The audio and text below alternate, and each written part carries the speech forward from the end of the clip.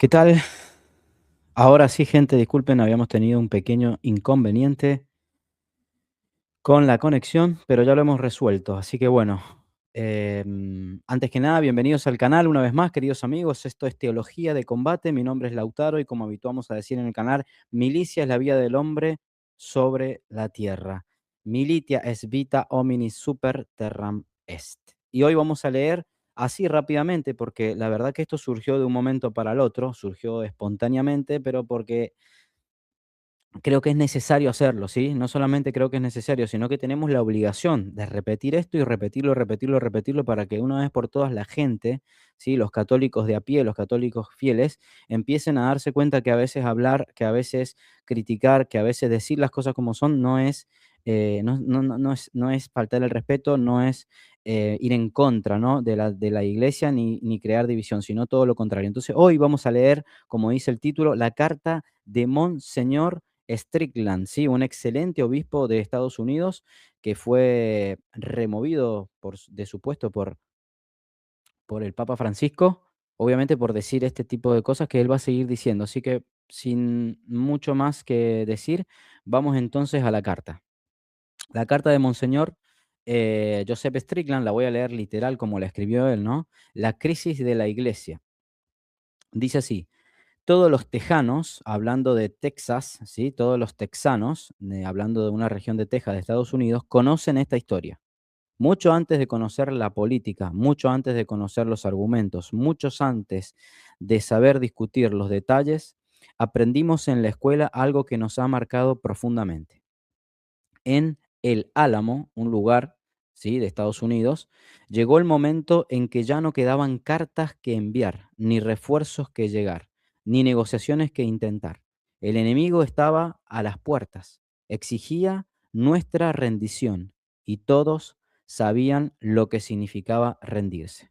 Entonces, el comandante William Barrett Travis reunió a sus hombres, no para inspirarlo, ni para motivarlos, sino para decirles la verdad. Trazó una línea en la tierra, a un lado de esa línea estaba la seguridad, al menos por ese momento, al otro lado estaba la muerte casi segura. Y les dijo, elijan, solo un hombre retrocedió, todos los demás avanzaron. Esa línea, en la arena, no se trazó para iniciar una rebelión, no se trazó para acabar con las ilusiones. Cruzarla no garantizaba la victoria, solo la lealtad.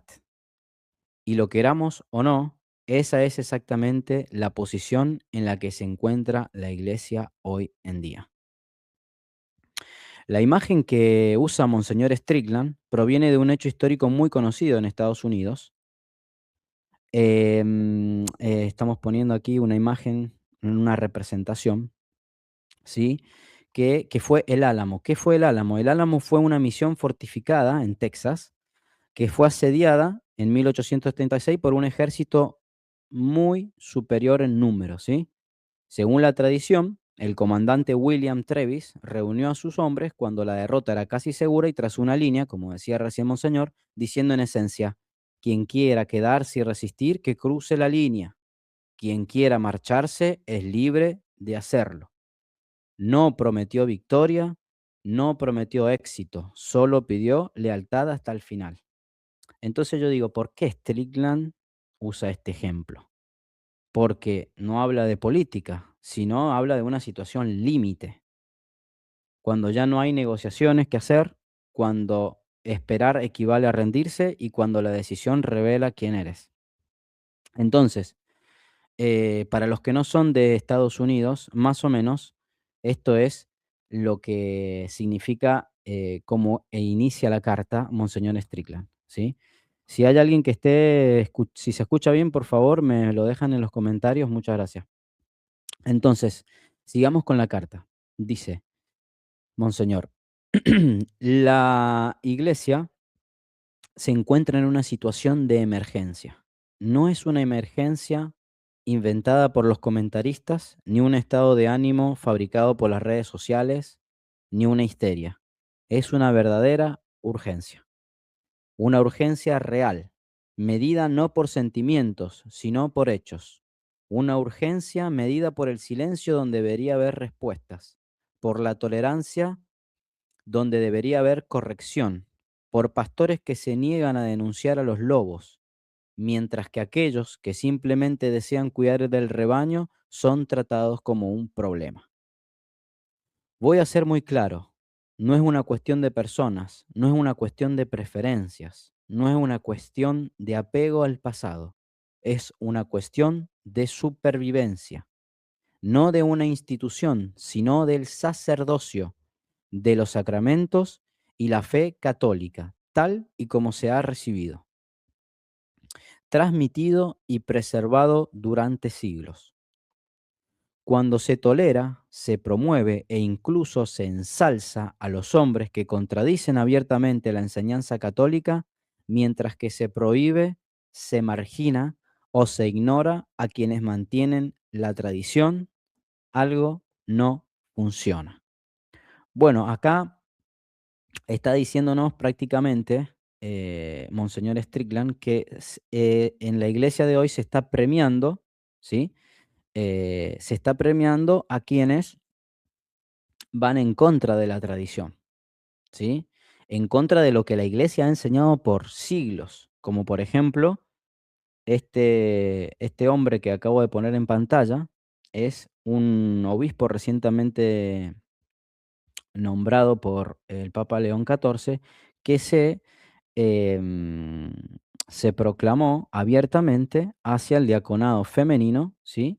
Y esta iglesia sinodal alemana que también permite todo lo que sería la bendición de las parejas del mismo sexo.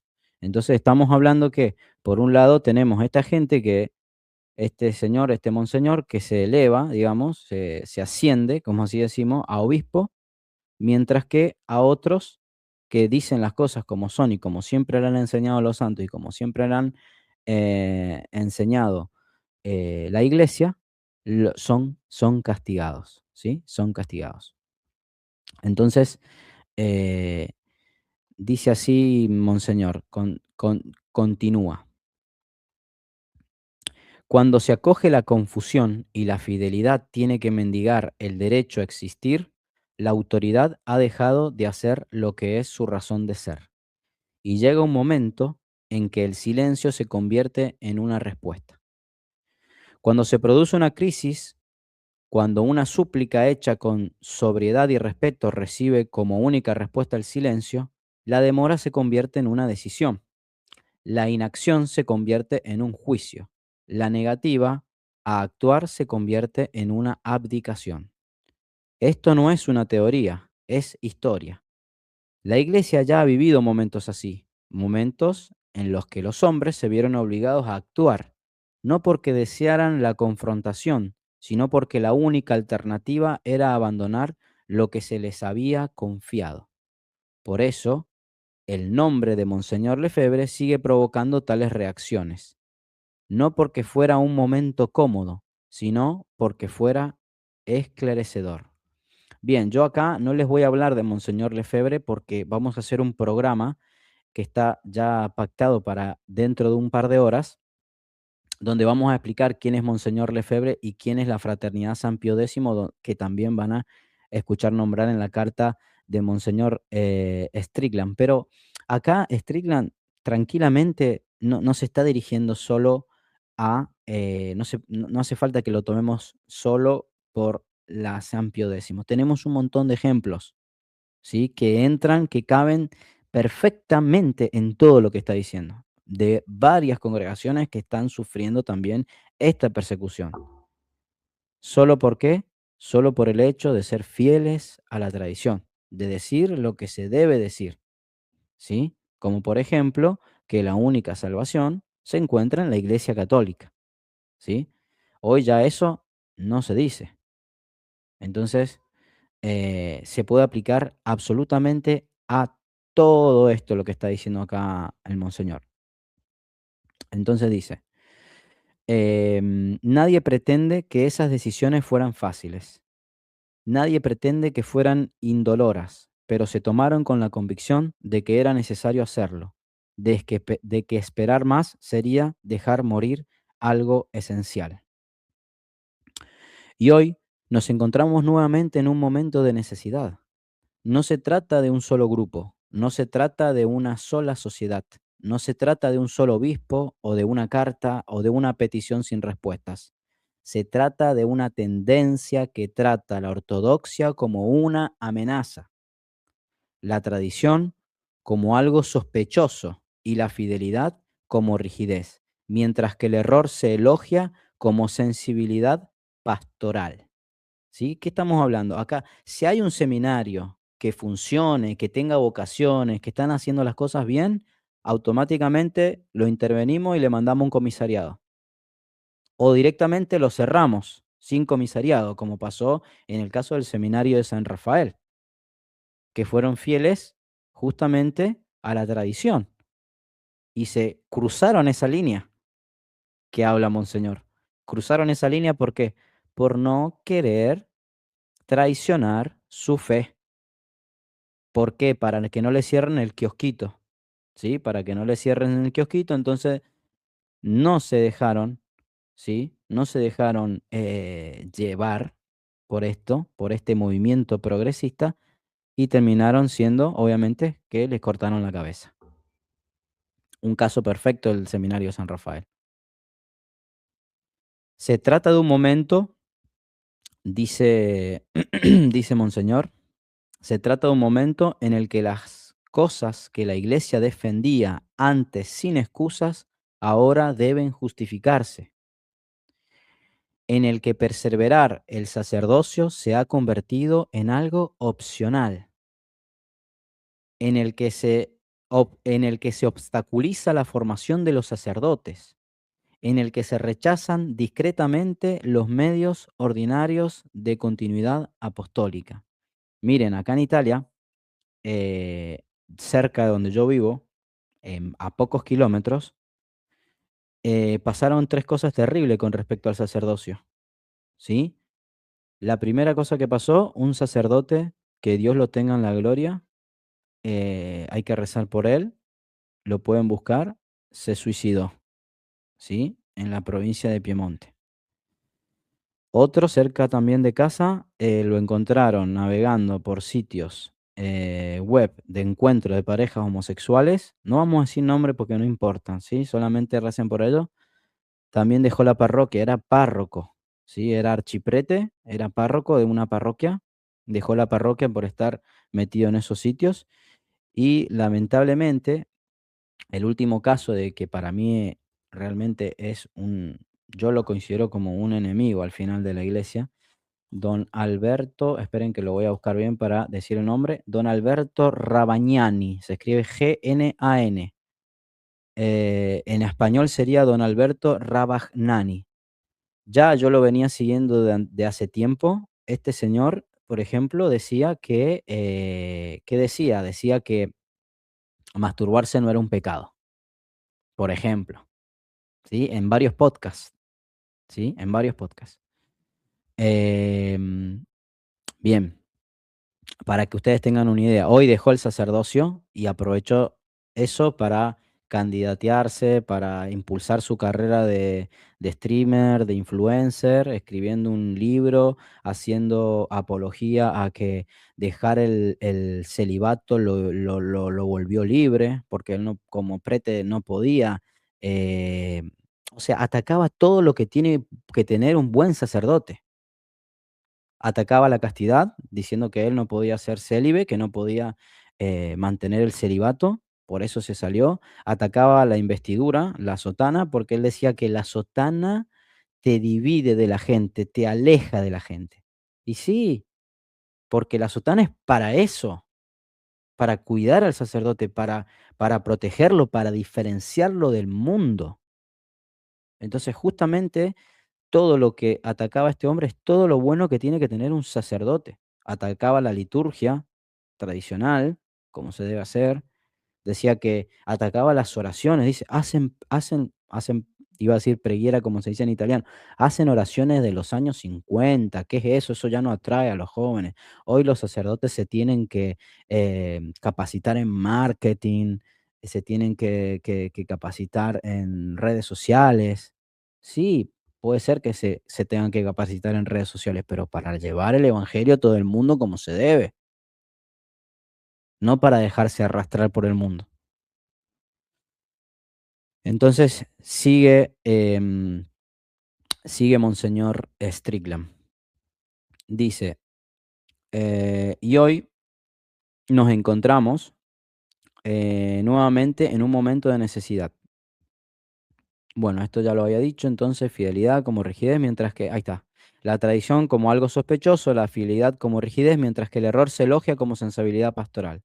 Dice, se trata de un momento en el que las cosas que la iglesia defendía antes sin excusas, ahora deben justificarse. Perdón, esto ya lo dijimos. Dijimos lo último, en el que se rechazan discretamente los medios ordinarios de continuidad apostólica. Bien, y en este punto la línea ya está trazada, no por agitadores, no por rebeldes, sino por la propia realidad. En el Álamo, este lugar de la guerra donde ocurrió esto, em, solo un hombre retrocedió. Se llamaba Moses Rose. La historia no lo desprecia, simplemente toma nota de su elección. Eso es lo que hacen las líneas. No condenan, revelan. Una línea no crea el valor o la cobardía, los expone. Esto es muy claro, es muy interesante lo que dice acá. La línea no te va a decir quién sos, sino que te va a exponer qué es lo que sos. Y la línea a la que se enfrenta hoy la iglesia no pregunta quién está enfadado, quién hace ruido, quién es popular. Pregunta quién está dispuesto a permanecer fiel cuando la fidelidad tiene un precio. Porque hay cosas peores, perdón, que la derrota. Hay cosas peores que ser aplastado. Hay cosas peores que la muerte. Está la capitulación. Nuestro Señor no trazó su línea en la arena, la trazó con sangre. Guardó silencio ante Pilato, no porque la verdad no estuviera clara, sino porque la verdad no negocia con la mentira. No prometió seguridad, no prometió comodidad, no prometió éxito, prometió la cruz. Y advirtió claramente a sus discípulos de todo lo que les costaría esa fidelidad. Así que, al hablar hoy de trazar líneas, no estamos inventando nada, no estamos encontrando nada. Nos encontramos donde los cristianos siempre se han encontrado, cuando la obediencia a Dios y la sumisión a la confusión divergen definitivamente. Hoy pregunto quién es honesto. No pregunto quién se siente seguro. Pregunto quién es fiel, porque la línea ya está ahí. Ha sido trazada por el silencio, ha sido trazada por la inversión, ha sido trazada por la negativa a actuar cuando se requiere actuar. Y la única pregunta que queda, la única pregunta honesta es, ¿estamos dispuestos a cruzarla? No con triunfalismo, no con rebeldía, con fidelidad. La iglesia sobrevive gracias a sus santos. Miren, estos son los heraldos del Evangelio. El otro día vi un video, gente, 7 años esperando que los diáconos sean ordenados, porque tienen un comisariado que no saben por qué todavía los han intervenido y por qué todavía no los ordenan sacerdotes. ¿Saben lo que es estudiar 7 años en un seminario, filosofía, estudiar teología, hacer todos tus estudios, que tus padres te estén bancando, que dejaste tu vida para entregarte a Dios completamente de la forma más perfecta? ¿Terminaste esos estudios y vos te dicen, no, mira, estamos evaluando la congregación, no sabemos cuándo los vamos a poder ordenar, tienen un comisariado? Pero yo me pregunto, gente, ¿es posible eso? Ustedes imagínense estudiar medicina, aprobar todas las carreras, pagar toda la universidad, hacer las prácticas, estar listos para ser médicos, para ir a tratar a la gente enferma y que los tengan ahí esperando, ¿sí? Sin poder trabajar, sin poder ayudar, sin poder sanar. Durante 7, no durante un mes, 1 año, 2 años, durante 7 años esperando para poder atender almas, con la necesidad de sacerdotes que estamos teniendo hoy en la iglesia. Imagínense tener un médico encerrado y gente muriendo en la calle, y que ese médico no pueda salir a, a asistir a las personas porque se pone en tela de juicio su formación, porque no se sabe. Entonces, esto, gente, es lo que estamos atravesando. Estos son los heraldos del evangelio, los recomiendo para que lo busquen, pero vamos a seguir con otros ejemplos. Bien, entonces, sigamos entonces con lo que decía Monseñor. Dice, la iglesia sobrevive gracias a sus santos, y los santos siempre han sido y han sabido qué hacer cuando aparece la línea. Ahora voy a decir las cosas con claridad, porque ya ha pasado el momento de hablar con cautela. Algunos dirán que expresar tales realidades divide. Se equivocan. Lo que divide es tolerar el error y castigar la fidelidad. Lo que divide es imponer el silencio a quienes creen lo que la Iglesia siempre ha enseñado, mientras se aplaude a quienes la contradicen abiertamente. Lo que divide es llamar pastoral a estas bendiciones, ¿sí?, a la confusión, y peligrosa a la claridad, ¿sí? Porque esto ya por ejemplo, voy a mostrar otras imágenes de lo que quieren hacer, de lo que se hace en Alemania. Vean esto, gente. Aquí tenemos prácticamente, bueno, este debe ser el sacerdote, y esto es una especie de, no sé cómo llamarla, sacerdotisa, diaconisa, porque si es diácono tiene que tener la estola en forma transversal. Si tiene la estola puesta así, en el alrededor del cuello, significa que ya es sacerdote. Esto es Alemania, ¿ven? Esto se promueve, esto se promueve, esto es lo que se está promoviendo. En cambio, la tradición se condena, ¿sí? La tradición se condena. Aquí tenemos bendición de parejas homosexuales dentro de la iglesia.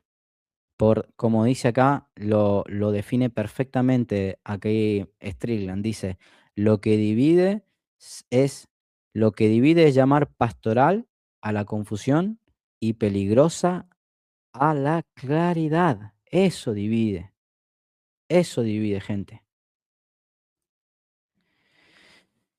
Y llevamos, sigue aquí, y llevamos viendo esta tendencia desde hace tanto tiempo que ya no es honesto pretender lo contrario. Hay sacerdotes y obispos que desacreditan abiertamente la enseñanza católica sobre el matrimonio, la sexualidad, la unicidad de Cristo, la necesidad del arrepentimiento, y no pasa nada. Se les elogia por su acompañamiento y se nos dice que eso es misericordia. Ah, guarda, pero cuando los sacerdotes quieren celebrar la misa como se ha celebrado durante siglos, cuando quieren formarse según el espíritu de la iglesia que ha producido santos, cuando quieren obispos para que el sacerdocio no se extinga, se les trata como problemas que hay que gestionar. Eso no es misericordia. Eso es una inversión. Y cuando esta inversión se presenta directamente en Roma, con calma, respetuosamente, sin amenazas, la única respuesta es el silencio. No se trata de un malentendido, se trata de un rechazo. Miren, nuestras señoras, sirvientas de Nuestra Señora y de la Virgen de Matará. Estas hermanas pertenecen a la institución del Verbo Encarnado. Las han comisariado y no les permiten por 3 años nuevos novicios. Están en todo el mundo. Tienen hogares donde atienden a niños que los dejan en la calle. Están en Gaza, donde está la única parroquia católica en la Franja de Gaza en Palestina, que hace poco bombardearon, que también el párroco es del IBE y el padre Gabriel Romanelli, y fue alcanzado por una esquirla, o no sé si por una parte de la iglesia que explotó con el misil. Ahí está en comisariado.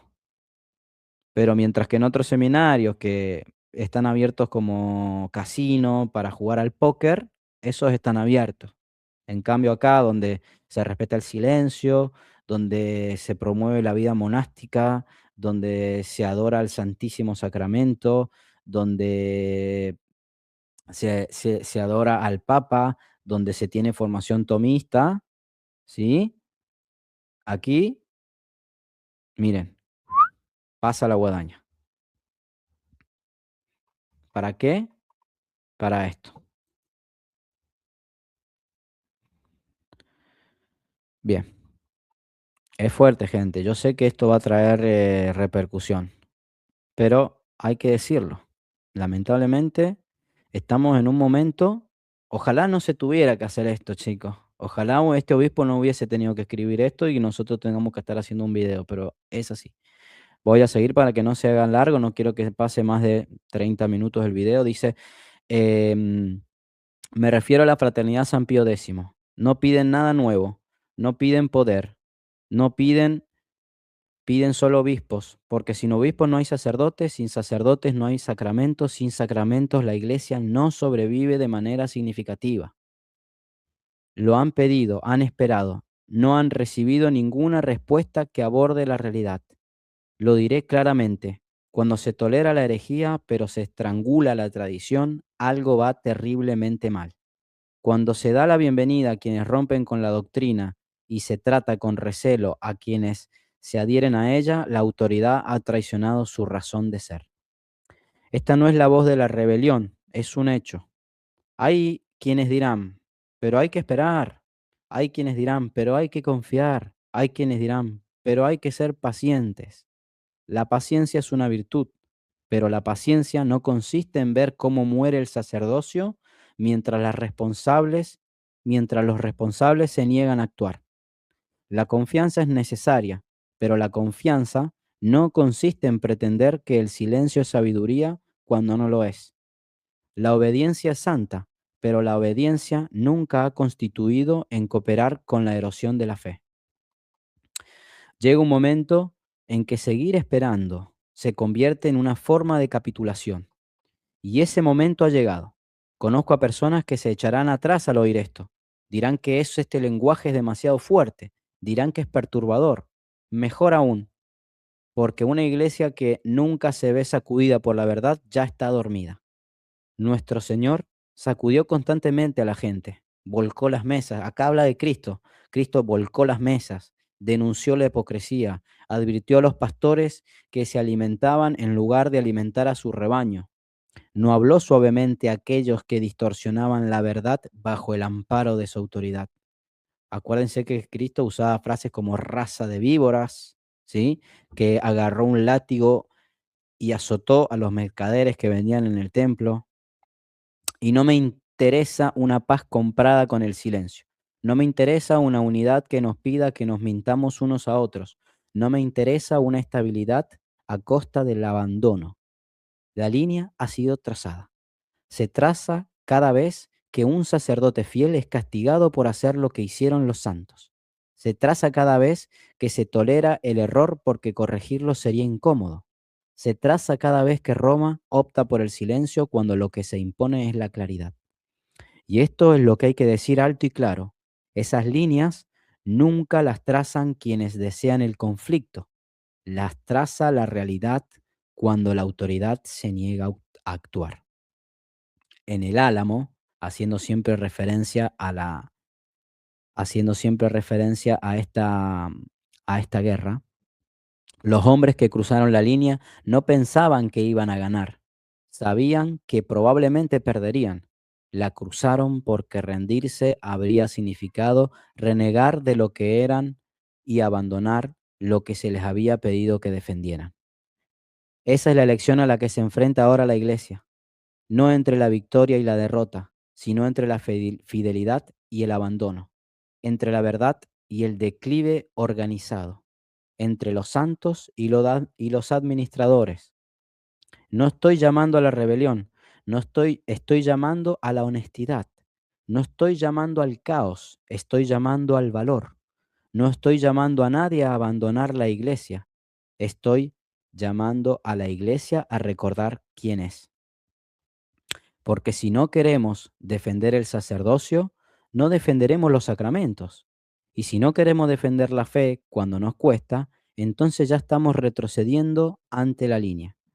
La historia también tomará nota de esta elección. La iglesia no necesita más silencio, no necesita más retrasos, no necesita más frases cautelosas que no dicen nada. Necesita hombres que se levanten, hablen y si es necesario sufran sin ilusiones. Porque la línea ya no es teórica, está ahí, dice Monseñor. Y cada uno de nosotros, obispos, sacerdotes, laicos, ya está eligiendo su postura. Nosotros desde Teología de Combate ya la elegimos. Ahora voy a dejar de explicar, porque llega un momento en que explicar se convierte en evadir, y las palabras se convierten en una forma de retrasar la obediencia. La línea ya no está en los libros de historia, ya no es teórica, ya no es debate en conferencias o a puerta cerrada, está ahí y no pregunta cuál es tu postura, cuántos te siguen o si has formulado tus frases con precaución. Solo pregunta una cosa, ¿te pondrás del lado de la verdad cuando te cueste algo? Porque eso es lo que hay que decir, en definitiva, sin adornos ni excusas. Una iglesia que no defiende su sacerdocio no sobrevivirá. Una iglesia que considera la fidelidad como peligrosa y el error como pastoral ya ha comenzado a capitular. Una iglesia que responde a las emergencias con silencio elige la descomposición en lugar del coraje. Esto no es un insulto, no es una amenaza, es un diagnóstico. Y el objetivo de los diagnósticos es despertar a la gente y llamar a la acción. No hay zona neutral. No hay terreno en el que podamos esperar tranquilamente a salvo, esperando que alguien más actúe. El silencio es en sí mismo una toma de posición. Esperar es ahora una decisión. La línea se traza cada vez que se pide a la verdad que espere, cada vez que se excusa el error, cada vez que se castiga el valor, cada vez que un pastor se da la vuelta. Y lo más aterrador en esos momentos no es que algunos vayan a tomar la decisión equivocada, es que muchos elegirán el silencio, diciéndose a sí mismos que no eligen nada. La historia no estará de acuerdo con ellos. Cristo tampoco. Porque nuestro Señor no nos preguntará si nos sentimos cómodos, nos preguntará si fuimos fieles, no nos preguntará si conservamos nuestro rango, nos preguntará si llevamos nuestra cruz, no nos preguntará si sobrevivimos, nos preguntará si amamos la verdad más que nuestra propia seguridad. Terminaré esta carta como es debido, no con una estrategia, ni con un programa, ni con una conversación más, sino con un llamamiento a ponerse de rodillas. Si su corazón se conmueve al escucharme, no lo anestesiéis. Si están enfadados, pregúntense por qué. Si tienen miedo, reconózcanlo. Luego recen, no para que la iglesia sea más fácil, sino para que vuelva a ser santa. Recen por obispos para que hablen incluso cuando hablar les cueste todo lo que tienen. Recen por sacerdotes que permanezcan fieles incluso cuando sean abandonados. Recen por Roma, no para que gestione esta crisis, sino para que responda a ella. Y recen porque ustedes mismos, porque la línea está allí y cuando el ruido se detenga y las sillas dejen de golpear el suelo y no quede nada detrás de lo que esconderse, cada uno de nosotros tendrá que responder a la única pregunta que vale la pena. Terminaré esta carta como es debido, no con una estrategia ni con un programa, ni con una conversación más, sino con un llamamiento a ponerse de rodillas. Si su corazón se conmueve al escucharme, no lo anestesien. Si están enfadados, pregúntense por qué. Si tienen miedo, reconózcanlo. Luego recen, no para que la iglesia sea más fácil, sino para que vuelva a ser santa. Recen por obispos, que hablen incluso cuando hablar les cueste todo lo que tienen. Recen por sacerdotes que permanezcan fieles incluso cuando sean abandonados. Recen por Roma, no para que gestione esta crisis, sino para que responda a ella. Y recen por ustedes mismos, porque la línea ya está ahí. Y cuando el ruido se detenga y las sillas dejen de golpear el suelo y no quede nada detrás de donde esconderse, cada uno de nosotros tendrá que responder la única pregunta que vale la pena. ¿Dónde se han reunido? Que Dios Todopoderoso los bendiga y los proteja. En el nombre del Padre, el Hijo y el Espíritu Santo, amén, decía Monseñor Joseph Strickland, obispo emérito. Qué gran hombre, qué valor. Así necesitamos hombres con coraje. Nada, queridos amigos de Teología de Combate, esto ha sido todo por hoy. No hemos escuchado palabras cómodas, sino palabras necesarias, y cuando la verdad es necesaria, rara vez suena suave. Muchos buscan una iglesia que no incomode, pero Cristo nunca prometió esa tranquilidad, prometió fidelidad, y la fidelidad, cuando el mundo se oscurece, siempre tiene precio. Permítanme terminar con una sola palabra de la Escritura, una palabra que atraviesa los siglos y llega hasta ahora. Es hermoso que es citar la Biblia. El que no está conmigo está contra mí. Mateo 12:30. Nuestro Señor no dejó un espacio intermedio. Con Cristo no se va a medias. No ofreció una zona neutral donde poder refugiarse. A ese juicio por el cual todos vamos a pasar, no hay nada que se le escape. Porque la neutralidad, cuando la verdad es atacada, ya es una elección. Hoy no se nos pregunta si somos populares, no se nos pregunta si estamos cómodos. Se nos va a preguntar si amamos la verdad más que nuestra propia paz. Y si el corazón se inquieta al oír esto, no huyan de esa inquietud, no huyan de eso que se despierten ustedes. Por algo se está despertando. Escúchenlo, sí, aliméntenlo, lean con formación, buscan un buen sacerdote. Nuestro corazón está inquieto hasta que descanse en la verdad, decía San Agustín. Que Dios nos conceda no cruzar la línea hacia la comodidad, sino permanecer del lado de la fidelidad. Buenas noches, gente. Que el Señor nos encuentre siempre vigilantes. Ave María Purísima y hasta la próxima.